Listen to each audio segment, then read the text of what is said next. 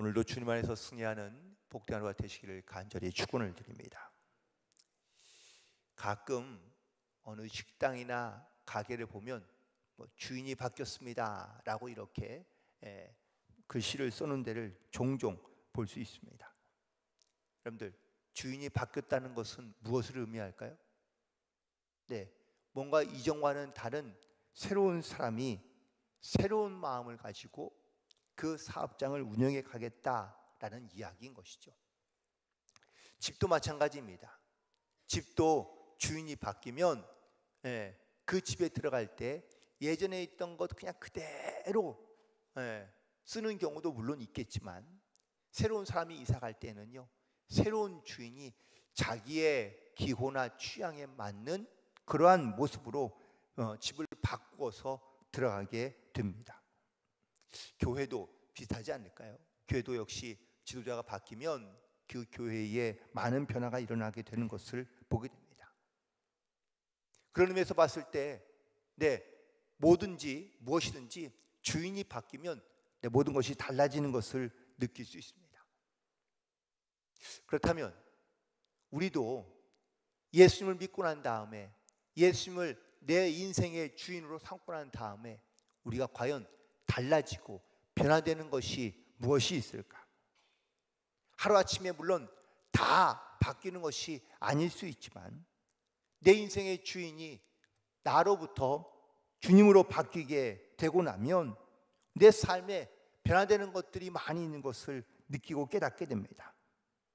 하나님에 대하여 관심이 없던 사람이 하나님에 대하여 관심을 갖게 되고, 말씀을 궁금해하며 말씀을 찾게 되고, 기도하고 싶은 마음이 생겨나고, 또한 천국에 대한 소망과 내 인생의 가치관과 역사관, 세계관이 점점점 달라져 가는 것을 보게 됩니다. 특별히 영혼에 대한 관심을 갖기 시작하고, 그리고 하나님의 은혜를 갈망하는 삶을 살아가게 되는 줄로 믿습니다.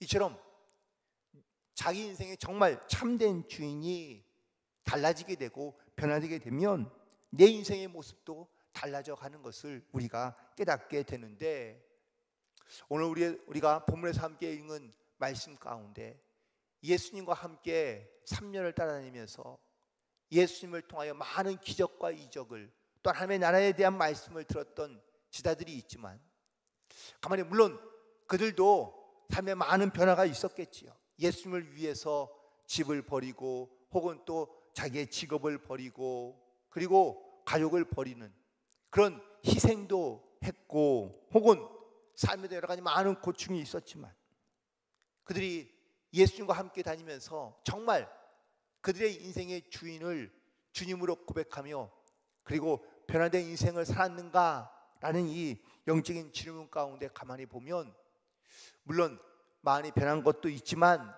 여전히 변하지 않는 것이 있었다라는 것을 깨닫게 됩니다. 오늘 본문 27절 이후에 본문 32절 이후에 보면 예수님께서 예루살렘에 올라가시는 장면이 등장하는데, 그런데 예수님께서 제자들 가운데 자기가 당할 일에 대하여 세 번째 말씀하신 장면이 등장합니다. 자기가 예루살렘에 올라가면 이제 서기관과 바리새인들에게 넘겨져서 그가 곤욕을 당하고 치욕을 당하며 십자가에 달려 죽어 그리고 3일 만에 다시 부활할 것을 말씀하십니다. 예수님께서 가시는 이 십자가의 길이 고난의 길이며 또한 죽음의 길이라는 것을 제자들 가운데 말씀해 주시는데, 이 세 번이나 반복된 예수님의 말씀에도 제자들은 이 말씀을 듣지만 깨닫지 못합니다. 누구 하나 예수님께 이 말씀이 어떤 의미인지 묻는 제자조차 없습니다. 다시 말하면 제자들은 예수님의 가시는 길에 관심조차 없다라는 것이죠. 여전히 세상의 눈에 어두워 그들은 자기들이 얻어야 될 것 또한 가질 수 있는 영광과 그리고 명예에만 관심을 갖고 있는 것을 볼 수 있습니다. 아직도 이 제자들을 보면 영적인 어린아이와 같고 철부지들 같습니다. 여전히 자기 인생의 주인이 예수님이 아니라 자기 스스로가 그 인생의 주인이 되며 아직도 바뀌지 않은 그런 주인 때문에 바뀌지 않는 그들의 인생의 모습을 우리가 깨닫게 되는데, 그 원인과 이유를 살펴보면 첫 번째는 세속의 욕망으로 그들이 가득 차 있기 때문인 것을 알 수 있습니다. 오늘 예수님께서 예루살렘에 올라가시는 길에 그가 당할 고난과 죽음에 대하여 세 번째 말씀하시고 난 때 35절에서 두 제자가 예수님을 찾아와 이렇게 요구합니다. 선생님이여, 무엇이든지 우리가 구하는 바를 우리에게 하여 주시기를 원합니다 라고 예수님께 말씀하자 그것이 무엇이냐 물으니 그들이 말하기를 주의 영광 중에서 우리 중에 하나는 주의 우편에 하나는 좌편에 앉게 하여 주옵소서 라는 말이었습니다. 이게 무슨 말입니까? 예수님이 예루살렘에 올라가시는 이유를 그들은 예수님께서 이제 왕위에 올라 이 나라를 다스릴 것이다 라고 생각하고 있는 것이죠. 예수님은 분명 내가 예루살렘에 올라가면 대제사장들과 서기관 손에 넘겨져서 그들 가운데 침뱉고 채찍질 당하며 죽을 것이라고 분명하게, 그것도 3번이나 말씀하셨는데도 불구하고 예수님의 말씀 가운데 뒤에 있는 말씀은 다 듣지 아니하고 내가 예루살렘에 올라가면 라는 이 앞에 있는 말씀만 듣고 예수님께 자기들이 예수님의 그 영광의 자리에 우편과 좌편에 앉게 해달라라고 욕심을 내고 있으며, 또한 그 세속적인 욕망 가운데 빠져 여전히 그들이 살아가고 있다는 것을 보여주고 있는 사건이기도 합니다. 그런데 문제는 요한과 그리고 이 야고보만 문제냐? 아닙니다. 이 말을 듣는 제자들, 다른 10제자가 41절에 보니까 야고보와 요한에 대하여 화를 냈다고 기록하고 있습니다. 무슨 뜻입니까? 제자들도 역시 다른 제자들도 마찬가지였다라는 겁니다. 그들이 지난 3년 동안 예수님을 열심히 따른 이유가 무엇인가요? 그들의 인생 가운데 정말 참된 주님으로 고백하며 그들의 인생이 변화된 삶을 살았느냐? 물론 얼마는 그들 가운데 변화된 삶의 모습들이 있긴 했겠지만 여전히 그들 가운데는 예수님을 따르면서도 세속적인 욕망과 욕심 가운데 그들이 빠져 변화되지 못한 삶을 살고 있다라는 것을 말씀하고 있습니다. 우리도 예수님을 믿고 나면 예수님 때문에 내가 예수님의 그 은혜 가운데 내 인생의 참된 주인으로 주님을 고백하며 선포하며 내가 살았지만, 물론 변화된 것도 있지만 여전히 이 세속적인 욕망 가운데 우리가 살고 있는 것은 아닌지를 다시 한번 돌아보게 됩니다. 아무리 사람의 귀에 내 말귀를 알아들을 만한 이야기를 하지만 전혀 변화가 일어나지 않는 사람에 대하여 소기의 경읽기라는 그런 표현이 있죠.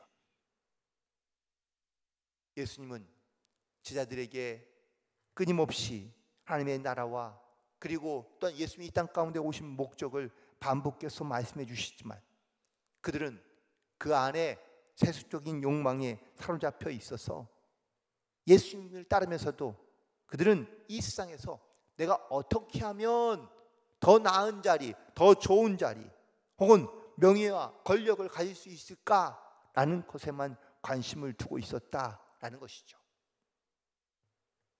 오늘 예수님께서는 이런 제자들을 향하여 섬기는 자가 되라고 말씀하십니다.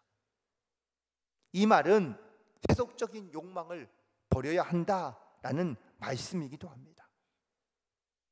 요한복음 17장 16절과 17절에 있는 말씀에 보니까 내가 세상에 속하지 아니함 같이 그들도 세상에 속하지 아니하여 싸움나이다. 그들을 진리로 거룩하게 하옵소서.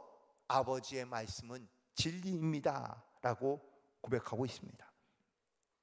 예수님의 기도는 바로 이 시대들이 세상에 속한 삶을 살고 있지만 세상에서 주는 그 세상에 속한 것을 따라 살아가는 것이 아니라, 즉 세상의 가치를 가지고 살아가는 것이 아니라 하나님의 나라의 가치를 가지고 살아가는 그러한 믿음의 사람으로 살아갈 것을 요청하고 있는 겁니다.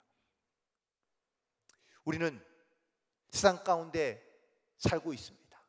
이 말은 우리는 여전히 세상 속에서 이 세속화되어 가는 것에 대하여 영적인 싸움을 우리가 행해야 한다라는 사실입니다. 그러나 안타깝게도 많은 교회와 성도들이 이 세상에서 세속화되어 가는 것을 경계하지 아니하며, 혹은 또한 거기에 대하여 우리가 깨어있지 못하는 영적인 이 싸움 가운데 우리가 승리하지 못하는 경우들이 많이 있습니다. 최근에는 동성애자들이 버젓이 밖에서 자기들의 권리를 요구하며 축제를 벌이기도 하고요, 성인권자들의 인권을 존중하고 배려하라며 그들이 주장하고 있는 내용들을 많이 볼 수 있습니다. 최근에 미국에 있는 감리교회는 동성애를 합법화하고 그리고 이것을 말하지 못하게 하면 그걸 법적으로도 제재하는 그런 일들이 생겨나고 있습니다. 지금 우리가 사는 이 시대에 우리가 과연 어떠한 신앙의 방향을 가지고 살아가야 되느냐라는 것에 대한 영적인 도전이 우리 가운데 찾아오고 있다라는 사실입니다. 신앙이란 삶의 방향을 바꾸는 것을 의미합니다. 우리가 예전에는 어둠의 세계에 있었다면 빛의 세계로, 죽음의 세계에서 생명의 세계로, 욕망과 세속의 세계에서 진리의 세계로 우리의 인생의 방향을 바꾸어 가는 것이, 이것이 바로 신앙이라고 말할 수 있습니다. 하지만 여전히 우리의 마음이 세속의 욕망 가운데 붙들려 있다면 머리로는 내가 하나님의 말씀을 이해하기도 하고 듣기도 하지만 심령에는 아무런 변화가 일어나지 않는 그런 영적인 상태 가운데 살아갈 수 있다는 겁니다. 우리가 한 주간을 살아가지만 이 한 주간 세상에 살아가면서 우리가 과연 하나님의 말씀을 내가 얼마나 기억하며 이 말씀을 붙들며 내가 그 명령 가운데, 말씀 가운데 세속적인 욕망을 내려놓고 주의 뜻 가운데 순종하는 삶을 살고 있느냐. 이 말은 다시 말하면 내 인생의 주인을 내가 예수님으로 고백하고 있으며 내 인생의 주인 되신 그 주님의 말씀과 명령을 따라 내가 순종하는 삶을 살고 있는가라는 이 영적인 질문입니다. 세상의 소리에는 민감하면서도 성령의 음성에는 둔감하여 우리가 깨닫지 못하고 있지는 않습니까? 성령께서 내 마음 가운데 들어와 우리 가운데 역사하셔야 되는데 온통 세상 살이와 세상 염려와 세상 것에 우리가 마음을 빼앗겨 우리가 내 삶의 주인 되신 하나님을 의식하지 못하며 살고 있는 것은 아닙니까? 오늘 우리의 마음을 새롭게 붙잡고 내 인생의 주인 되신 그 주님을 의지함으로 믿음으로 나아갈 수 있는 모든 성도들이 되기를 주님의 이름으로 간절히 축원을 드립니다. 좀 오래된 이야기이긴 하지만 우리나라가 월드컵 4강의 신화를 기억하는 그런 아마 국민들이 많이 계실 겁니다. 그런데 그때 이후로 한국 축구는요 월드컵에 16강 그 이상을 넘어간 적이 거의 없습니다. 매번 실패하기도 하고 혹은 또 낙방하기도 합니다.